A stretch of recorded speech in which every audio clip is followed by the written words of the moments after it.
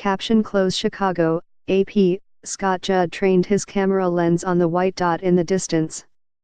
As he moved up the Lake Michigan shoreline, the speck on a breakwater came into view and took his breath away. It was a snowy owl, thousands of miles from its Arctic home. It was an amazing sight, said Judd, a Chicago IT consultant.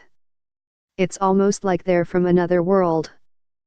They captivate people in a way that other birds don't. The large white raptors have descended on the Great Lakes region and northeastern U.S. in huge numbers in recent weeks, hanging out at airports, in farm fields, on light poles and along beaches, to the delight of bird lovers. But for researchers, this winter's mass migration of the owls from their breeding grounds above the Arctic Circle is serious business.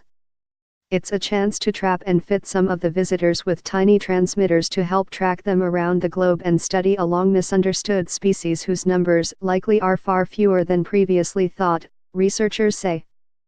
There is still a lot that we don't know about them. But we aim to answer the questions in the next few years, said Canadian biologist Jean-François Therrien, a senior researcher at Hawk Mountain Sanctuary in Pennsylvania. The solar-powered transmitters can last for years, collecting information such as latitude, longitude, flight speed, and air temperature that is downloaded to a server when the birds fly into range of a cell tower. The use of transmitters, which intensified during the last North American mass migration in winter 2013-14, already has yielded big surprises. Instead of 300,000 snowy owls worldwide, as long believed, researchers say the population likely is closer to 30,000 or fewer. The previous estimate was based on how many might be able to breed in a given area. That calculation was made assuming snowy owls acted like other birds, favoring fixed nesting and wintering sites. But researchers discovered the owls are nomads, often nesting or wintering thousands of miles from previous locations. The miscalculation doesn't necessarily mean snowy owls, which can grow to about 2 feet long with 5-foot wingspans, are in decline. Scientists simply don't know because they never had an accurate starting point. This month, snowy owls were listed as vulnerable, one step away from endangered by the International Union for Conservation of Nature. They're protected in the U.S. under the Migratory Bird Act. This year's mass migration is a bit of good news.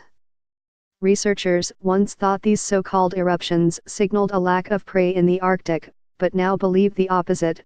Breeding owls feed on lemmings, a rodent that lives under Arctic snowpack and whose population surges about every 3 or 4 years.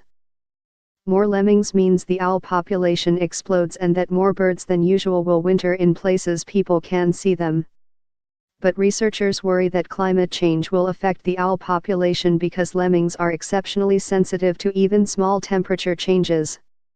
Lemmings depend on deep, fluffy, thick layers of insulating snow to breed successfully, said Scott Wadensall, director at Project Snowstorm, an owl tracking group whose volunteers have put transmitters on more than 50 snowy owls in the past 4 years. The snowy owl population collapsed in Norway and Sweden in the mid-1990s, all but vanishing there for almost 2 decades before reappearing at lower numbers, experts said.